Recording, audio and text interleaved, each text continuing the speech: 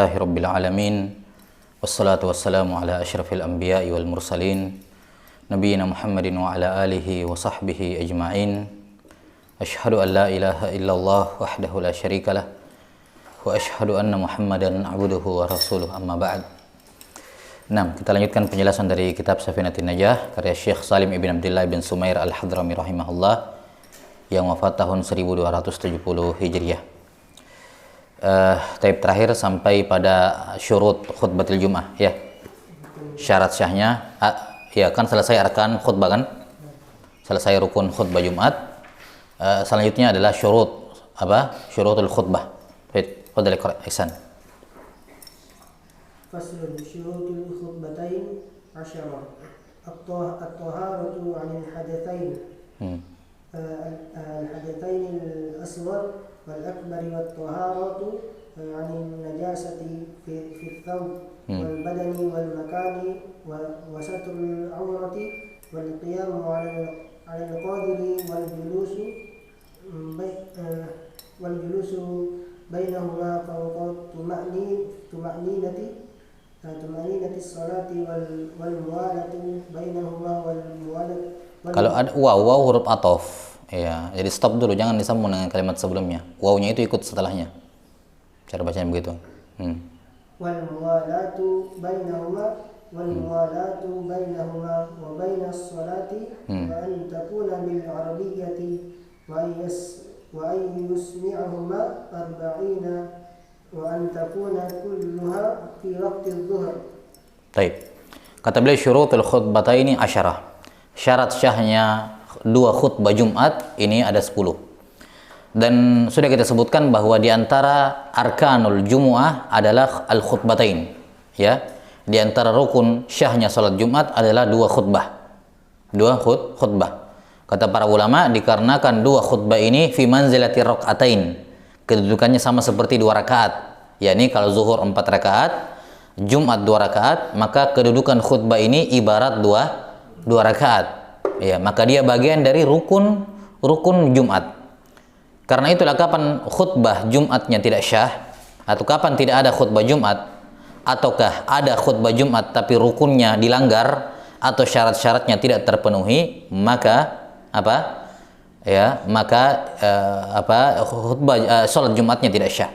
Nah, sudah disebutkan kemarin arkan khutbatil Jum'ah, khutbatain. Ya, 5 rukun. Yang pertama apa? Hamdulillah, memuji Allah Ta'ala fil al-khutbatain. Kemudian as-salatu ala Nabi sallallahu alaihi wasallam fi al-khutbatain. Kemudian apa? Yang ketiga? Al-wasiyatu bittaqwa. Ya, yakni kita sudah sebutkan bahwa yang dimaksud dengan wasiat bittaqwa di sini walaupun tidak dengan lafaz taqwa, intinya perintah dan larangan dalam syariat. Beda dengan hamdalah dengan salawat, itu harus dengan menggunakan hamd dan menggunakan lafaz as-salatu wassalam, as-salah. Kemudian yang keempat, qiraatul ayah fi ahadihima. Membaca apa? Membaca ayat Quran di salah satu dari kedua khutbah. Dan yang terakhir, ad-du'a'u fi lil mu'minin fil khutbati fil akhirah, yani fil khutbati tsaniyah. Mendoakan kaum mukminin di khutbah yang kedua. Baik. Sekarang syurut al-khutbatain. Syarat yang pertama apa? Syarat syahnya dua khutbah. Syarat yang pertama, at-taharatu minal hadatsain asghar wa akbar. Nah, dalam pada dasarnya khutbah ini termasuk zikir, kan begitu? Termasuk zikir. Ya, fas'au ila dzikrillah, termasuk khutbah, termasuk zikir. Nah, dan para fuqaha Syafi'i yang menyatakan ya bahwa satu-satunya zikir yang dipersyaratkan padanya thaharah adalah khutbah Jumat. Ya, kenapa? Karena kedudukannya sama seperti 2 rakaat salat zuhur, 2 rakaat. Maka sebagaimana pada 2 rakaat disyariatkan thaharah dari hadas dan dari hadas asghar dan akbar, maka demikian pula Ya, demikian pula pada 2 khutbah Jumat. Jadi kapan seorang misalnya khatib ya, dia buang angin di tengah khutbah, maka dia wajib memutuskan khutbahnya. Kemudian dia pergi berwudu. Setelah itu dia datang lagi dan memulai khutbah dari awal. Ulang lagi, bukan nyambung. Ulang lagi dari awal. Jelas sampai sini? Dia memulai khutbahnya dari awal. Ista'nafa al-khutbah. Dia mulai dari dari awal. Nah, baik hadas besar maupun hadas kecil, wajib bagi dia, bagi si khatib sepanjang khutbahnya ya untuk suci dari hadas asghar dan hadas akbar. Ini syarat syah khutbah yang pertama. Yang kedua,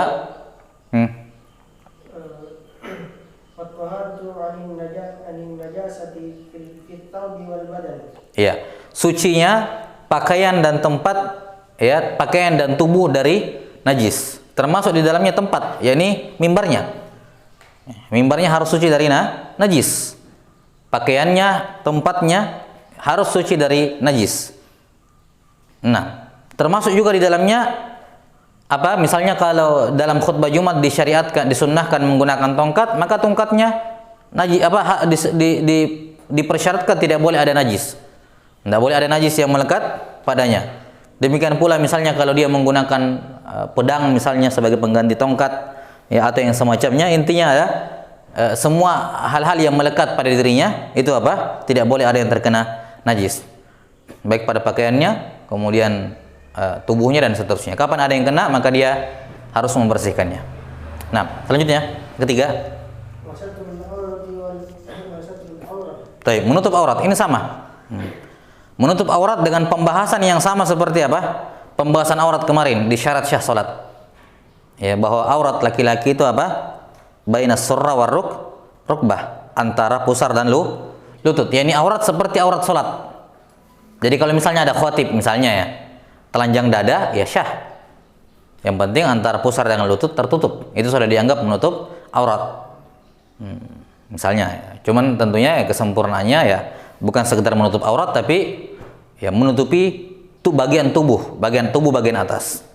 Ya, khudzu zinatakum inda kulli masjid. Ambillah perhiasan kalian setiap kali pergi ke masjid.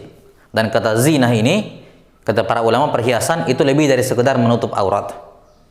Nah, apalagi disebutkan oleh para fuqaha bahwa di antara sunnah-sunnah pada khutbah Jumat, pada sholat Jumat adalah menggunakan pakaian yang berwarna putih, ya. Dan pakaian di sini mencakup izar dan rida, bawahan dan atasan. Tapi ala kulli hal, intinya syarat syahnya Jumat adalah menutup aurat. Baik, selanjutnya. Berdiri bagi yang mampu. Berdiri bagi yang mampu. Ya, berdiri ketika berkhutbah ini rukun atau syarat syahnya khutbah Jumat.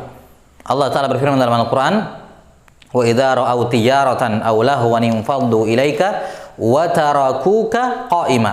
Ini ayat tentang khutbah Jumat. Ketika ada pedagang datang, ya, dari Syam ke Madinah, para sahabat yang sedang mengerjakan khutbah itu, sedang mendengarkan khutbah Nabi SAW, mereka berkerumun keluar dari masjid untuk mendatangi pedagang tersebut. Ya, dikatakan wa tarakuka qa'ima, dan mereka meninggalkan engkau wahai Muhammad dalam keadaan berdiri. Ya, ini sebagian sahabat, bukan semuanya tentunya. Sebagian sahabat, bukan sahabat-sahabat yang mulia. Bukan sahabat-sahabat yang dekat dengan Nabi SAW. Ya. Taib.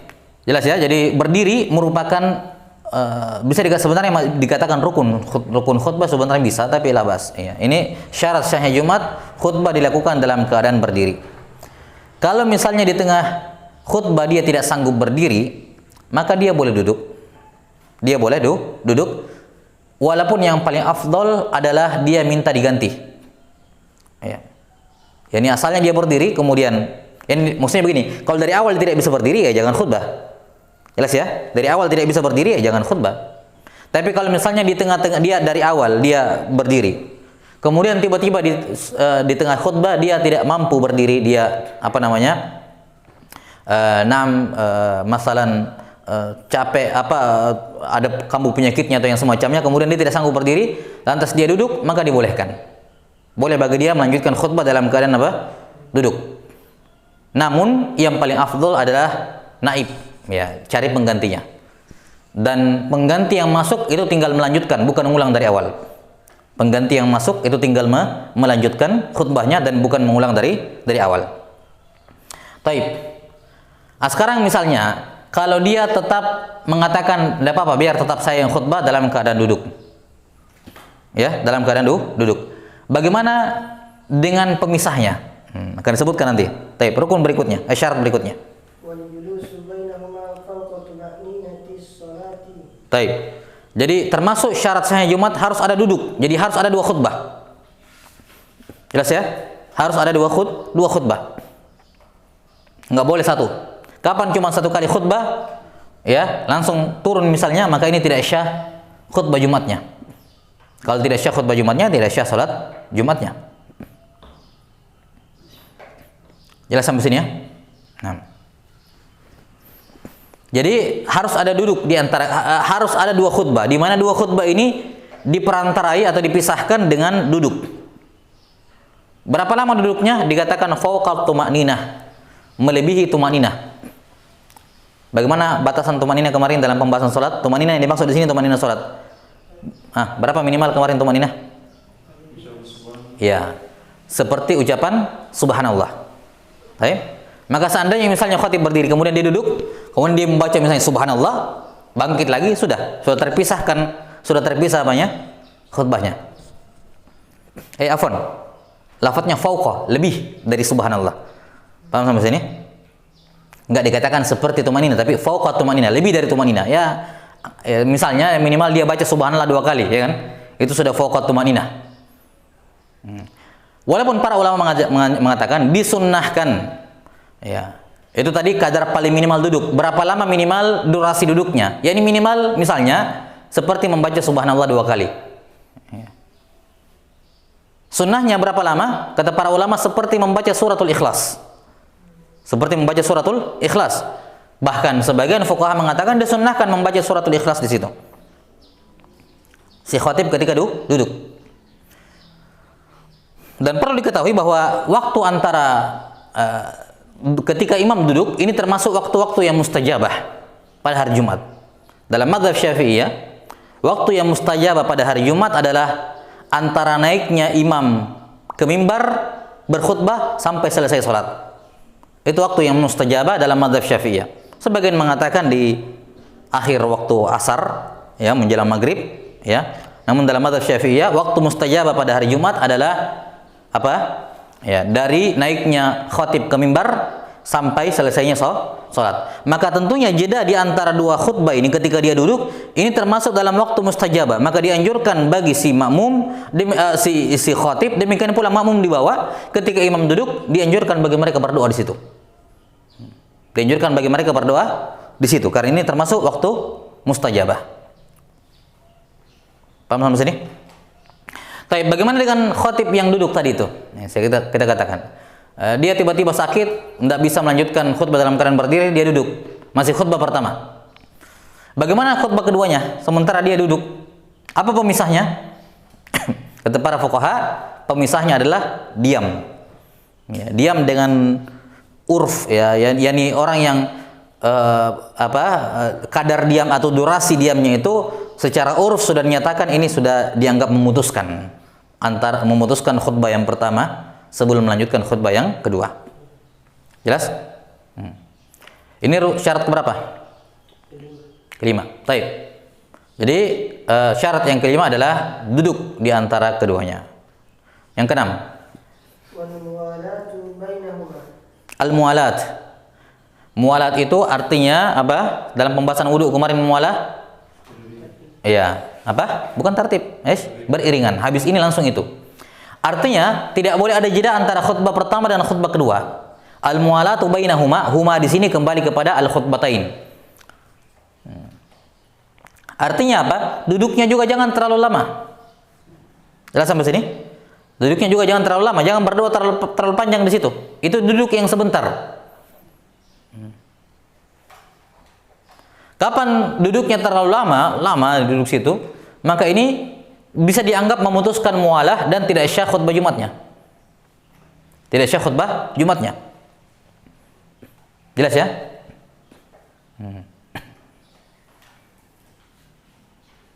Demikian pula misalnya kalau dia khutbah khatib, kemudian ketika duduk di antara 2 khutbah, dia pergi dulu ke ruang mana, misalnya di ruang masjid, kemudian dia sekaligus misalnya dia perbaiki ininya, dia pengurus sekaligus khatib misalnya, dan suaranya nggak bagus misalnya kan, Ya, dia turun, dia perbaiki, ya, kemudian naik lagi khutbah kedua misalnya. Ini termasuk memutus mualah. Jelas ya? Ya. Karena itulah tidak selayaknya melakukan amalan-amalan, ya. Tidak selayaknya seorang itu melakukan amalan-amalan di antara dua khutbah ini. Ya. Jelas ya? Antara dua khutbah ini. Mafhum? Taib. Selanjutnya, yang ketujuh. Nah, mualah juga dipersyaratkan antara khutbah kedua dengan sholat. Jadi habis khutbah yang kedua, ketika dia turun, jangan dia ngapa-ngapain, ngobrol dulu misalnya. Ada tiba-tiba jamaah datang bertanya tadi, diladeni dulu, baru pergi khutbah Jumat. Baru sholat Jumat. Nggak boleh. Kalau seperti itu maka tidak syah khutbah Jumatnya. Jadi dua mualah dipersyaratkan, harus beriringan. Yang pertama antara khutbah satu dengan khutbah kedua tidak boleh ada jeda yang lama. Tidak boleh ada, harus mualah. Harus mualah. Yang kedua antara khutbahnya dengan salat Jumatnya. Jelas sampai sini? Ya, kecuali tentunya kalau ada maslahat salat ya. Kecuali kalau jedanya itu maslahat salat Jumat. Misalnya pas selesai salat Jumat, khutbah Jumat batal wudunya. Sementara dia jadi imam memang. Ya, silakan dia pergi berwudu, baru kemudian lanjut sholat. Ini pemisah, tapi ini kan pemisahnya apa? Maslahat sholat. Itu tidak ada masalah insya Allah. Jelas ya? Tapi kalau pemisahnya dengan cara ngobrol, atau misalnya pemisahnya dengan hal yang tidak ada hubungannya dengan masalah sholat, ya, maka ini tidak diperbolehkan. Membatalkan khutbah Jumat kalau ada jeda, ya, tidak mualah antara khutbah kedua dengan sholat. Yang ke-8 sekarang. Iya, khutbah Jumat harus dengan bahasa Arab. Apa yang dimaksud dengan bahasa Arab di sini? Ya, sebagian ada yang salah paham dengan rukun ini, mengatakan bahwa khutbah Jumat harus bahasa Arab, sehingga dari awal sampai akhir pakai bahasa Arab semua. Padahal yang hadir nggak ada yang paham bahasa Arab. Ini kan juga, ya, menyelisihi maqasid syariah ya. Tujuan khutbah itu kan mengingatkan manusia, zikrullah. Fas'au ila dzikrillah. Ya, bagaimana caranya seorang zikir sementara bahasa yang Anda gunakan orang nggak paham? Jelas ya? Karena itulah sebelum kita masuk kepada pembahasan, selayaknya khatib ini melihat keumuman orang, melihat keumuman jamaah. Jangan karena misalnya ada masjid musafir misalnya, orang singgah di situ, masalan. Memang ada jamaah-jamaah orang-orang seputar yang tinggal di dekat situ, ya biasa pakai bahasa Makassar misalnya atau bahasa Bugis misalnya. Tapi kan ada juga musafir lewat dan tidak sedikit misalnya. Maka selayaknya dia menggunakan bahasa Indonesia, bahasa yang lebih umum yang orang Makassar dengan Bugis ini pun paham bahasa Indonesia. Ya, jangan hanya dia kemudian membatasi dengan menggunakan khutbah pakai bahasa daerah, sementara orang lain tidak paham. Ada sebagian orang yang tidak paham. Karena inti dari khutbah adalah zikrullah. Jelas? Baik, kita kembali. Jadi dimaksud dengan harus dengan berbahasa Arab bukan khutbah dari awal sampai akhir. Kata para fuqaha, yang dimaksud harus berbahasa Arab adalah apa? Adalah 5 rukun khutbah tadi. Kelima rukun khutbah tadi harus dalam bahasa Arab. Apa itu? Hamdalah. Maka tidak boleh misalnya kapan dia membuka khutbah tidak ada hamdalahnya, dia mengatakan segala puji bagi Allah. Baik? Ya. Ya, kalau dia mengucapkan dulu alhamdulillah wassalatu wassalamu ala Rasulillah, setelah itu segala pujian bagi Allah, tidak ada masalah, sudah diucapkan dalam bahasa Arab. Jelas? Tapi kalau hamdalahnya pakai bahasa Arab, hamdalahnya pakai bahasa Indonesia, salawatnya bahasa Indonesia. Apa lagi? Yang ketiga, rukun khutbah yang ketiga apa tadi? Wasiat dengan ketakwaan, pakai bahasa Indonesia. Ayat dia baca terjemahannya, enggak baca Arabnya. Mendoakan kaum mukminin juga dengan bahasa Indonesia, maka ini tidak syah khutbahnya. Tidak perlu lima-limanya. Salah satu di antara rukun khutbah ada yang pakai selain bahasa Arab, tidak syah khutbahnya. Salah satu dari 5 rukun khutbah ada yang tidak pakai bahasa Arab, tidak syah khutbahnya. Misalnya semua pakai bahasa Arab kecuali pas datang giliran membaca ayat Quran, dia tidak baca ayatnya. Dia langsung baca terjemahannya. Allah Ta'ala berfirman yang artinya, iya, gitu ya misalnya. Sehingga tidak ada satupun bacaan ayat Quran dalam khutbah Jumatnya. Maka ini tidak syah khutbah Jumatnya. Karena 5 rukun khutbah ini harus dalam bahasa Arab, 5-limanya. Kapan ke-5-limanya sudah sudah bahasa Arab, maka sisanya silakan pakai bahasa yang lain. Baik, ini rukun yang syarat yang ke-9. Yang terakhir yang ke-10. Sudah ke-10? Yang ke-9. Taib.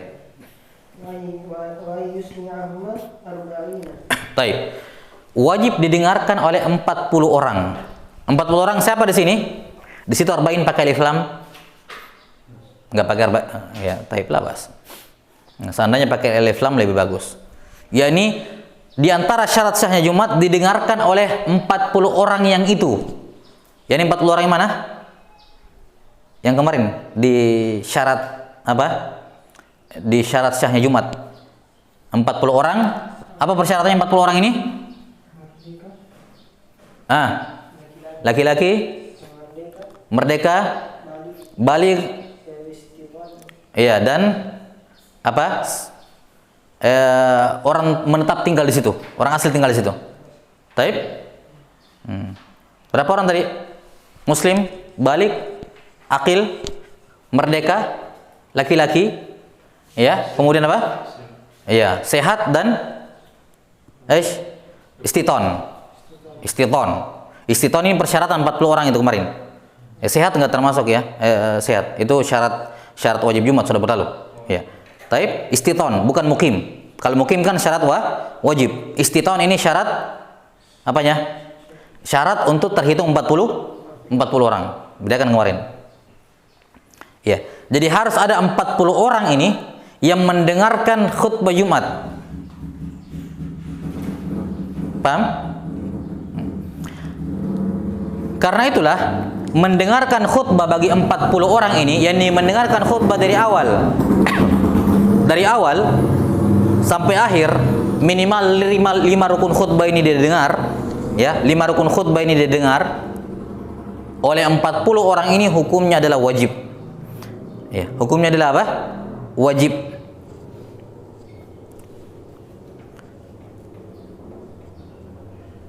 Jelas? Jadi hukum mendengarkan khutbah bagi 40 orang ini dengan kriteria yang disebutkan tadi, muslim, baligh, akil, laki-laki, merdeka, laki-laki, dan mustautin, penduduk asli di situ. Ini hukumnya wajib bagi 40 orang ini. Jelas? Karena itulah kadang termasuk kekeliruan dalam masalah ini. Terkadang pengurus masjid belum siap jamaahnya, ya, belum terkondisikan jamaahnya, dia terburu-buru melakukan sholat Jumat di masjidnya, padahal jamaahnya tidak memungkinkan. Misalnya, khatib sudah berdiri di mimbar, sudah mulai khutbah, sementara yang hadir masih 10 orang, masih 20 orang, ya kan? Ustadznya bilang jangan khutbah dulu, saya tidak mau khutbah dulu, belum 40 orang. Dia bilang khutbah saja, nanti ramai orang datang belakangan. Tapi kan datangnya nanti 40 orang ini genapnya, dia khutbah sudah berjalan, dia tidak mendengarkan apa? Hamdalah yang di depan, rukun khutbah yang di depan. Ada rukun khutbah yang luput didengar oleh sebagian dari 40 orang ini. Jelas sampai sini? Maka selayaknya bagi pengurus masjid tidak memulai khutbah kecuali sudah terkumpul 40 orang yang terpenuhi syarat-syarat tadi. Barulah khatib disuruh naik berkhutbah. Nah, kalau tidak seperti itu tiap pekannya, ya nggak usah laksanakan sholat Jumat di masjid itu. Berarti itu masjid belum layak dijadikan tempat sholat Jumat, ya kan? Ya. Kalau belum memenuhi itu, maka jangan dipaksakan masjid didirikan sholat Jumat di situ. Kalau belum memenuhi kriterianya. Mafhum sampai sini? Taib. Jadi syarat sahnya Jumat, syarat sahnya khutbah Jumat, itu rukun Jumat yang 5 tadi, yang dari awal sampai akhir wajib didengarkan, atau ada 40 orang yang memenuhi kriteria yang mendengarkannya. Ingat, kapan cuma 39 laki-laki, 1 perempuan, 39 laki-laki, 1 anak-anak, 39 laki-laki, 1 budak, 39 laki-laki semuanya memenuhi kriteria, satunya misalnya musafir, maka apa? Tidak syah khutbah Jumatnya. Paham? Harus 40 orang yang memenuhi kriteria yang disebutkan tadi sebelumnya. Kapan sudah terkumpul 40 orang, khatib mulai berkhutbah, maka sudah syah khutbahnya. Sudah sampai sini? Nah, apa hukum mendengarkan khutbah bagi selain 40 orang ini, 40 orang lebih ke atas, ya? orang ke-41 ke atas, hukumnya adalah sunnah. Dan ini termasuk mufradat dalam mazhab Syafi'iyah. Mufradat mazhab Syafi'iyah artinya pendapat yang hanya mazhab Syafi'i yang berpendapat dengannya, 3 mazhab lain tidak berpendapat dengannya. Kebanyakan ulama memandang bahwa mendengarkan khutbah Jumat wajib bagi seluruhnya. Dalam mazhab Syafi'i mengatakan tidak. Mendengarkan khutbah hanya wajib bagi 40 orang ini. Yang pertama ini, bagi 40 orang yang mendengarkan khutbah. Sisanya hukumnya adalah sunnah. Hukumnya adalah sunnah. Taib. Ini rukun syarat syahnya khutbah yang ke-9. Terakhir 10. Iya, semuanya harus di waktu zuhur. Jadi tidak boleh dia khatib naik ke mimbar kecuali sudah jelas masuk waktu zuhur. Sudah jelas masuk waktu zuhur, ya silakan dia memulai khutbahnya. Dia mengucapkan salam misalnya. Salam kan bukan bagian dari khutbah ya. Iya, cuman salam. Assalamualaikum warahmatullahi wabarakatuh, duduk. Setelah itu azan. Nah, ini misalnya kalau azannya tepat waktu, berarti kan sudah masuk waktu zuhur ya. Iya. Nah, setelah selesai sholat azan zuhur, berarti sudah jelas masuk waktu zuhur, ya barulah dia berkhutbah.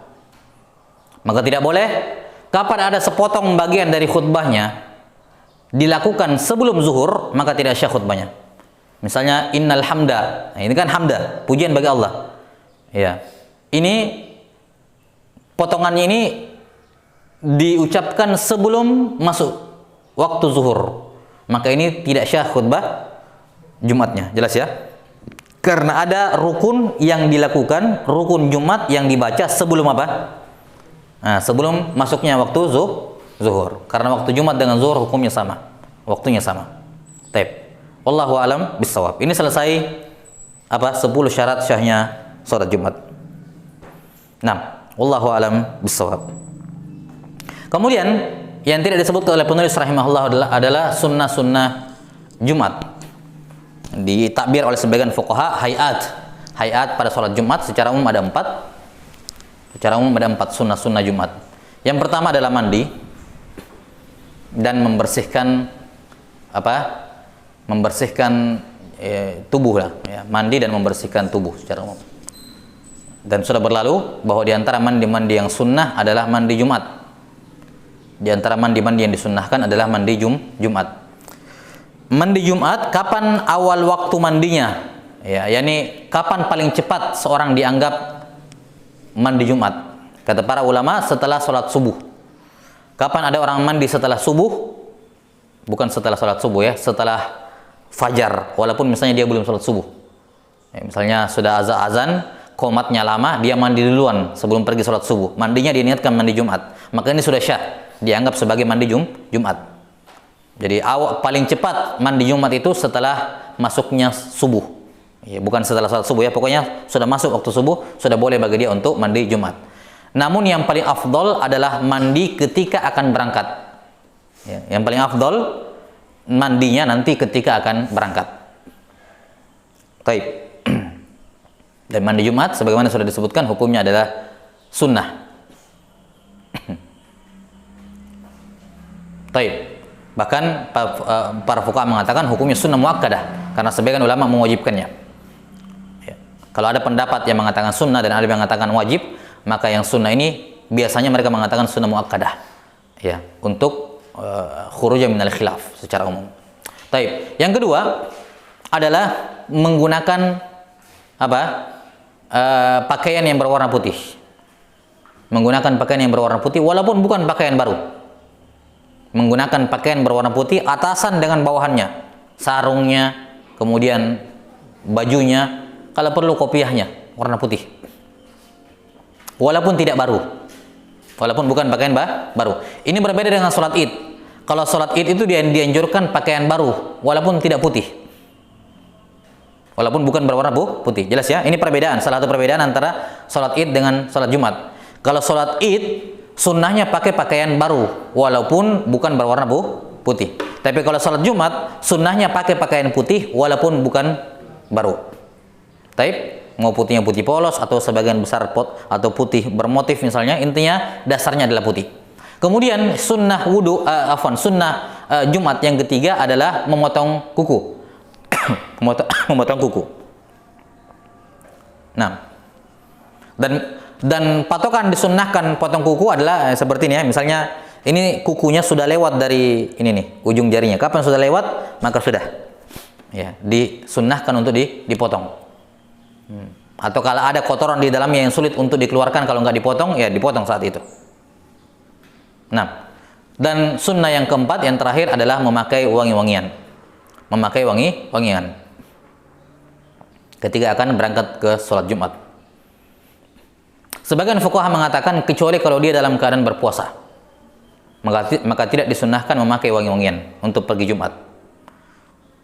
Kenapa? Karena memakai wangi-wangian termasuk syahwat, termasuk keinginan. Jelas ya? Keinginan jiwa. Dan Allah Ta'ala berfirman tentang puasa, yada'u ta'amahu wa syarabahu wa syahwatahu min ajli. Dia meninggalkan makan, minum dan syahwatnya karena saya. Kata para fuqaha, di antara bentuk syahwat selain kebutuhan biologis juga termasuk ini, memakai wangi-wangian. Jelas sampai sini? Iya, memakai wangi-wangian. Dan wangi-wangian tentunya ini berbeda dengan sabun, sampo dan semacamnya, enggak. Itu sabun, sampo kan inti utamanya adalah pembersihan. Aromanya wangi itu hanya tabi, mengikut saja. Paham sampai sini? Jadi tidak bisa dikiaskan sampo, sabun dengan misalnya apa? Parfum dalam hal ini ya, dalam hal ini. Tidak bisa. Paham sampai sini? Karena tujuan utamanya beda. Kalau parfum memang tujuannya untuk wangi, untuk aromanya. Maka ini kata sebagian fuqaha tidak dianjurkan bagi orang yang berpuasa untuk memakai parfum. Iya, untuk pergi sholat Jumat. Kalau tidak sedang berpuasa, maka disunnahkan dia memakai tib. Iya, wangi-wangian. Taib, wallahu taala alam bisawab. Ini selesai pembahasan Jumat. Berikutnya pembahasan apa?